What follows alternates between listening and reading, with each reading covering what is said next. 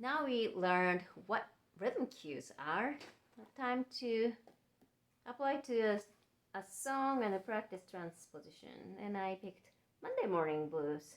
So left hand accompaniment plays those rhythm 1 and 5. 1, rest, rest, rest, rest, and 5, rest.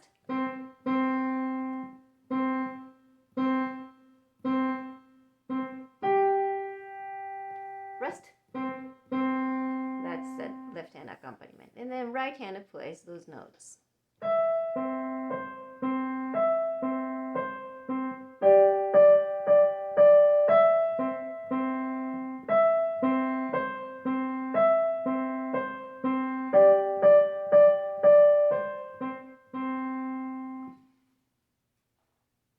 I want you to practice in those 6 keys.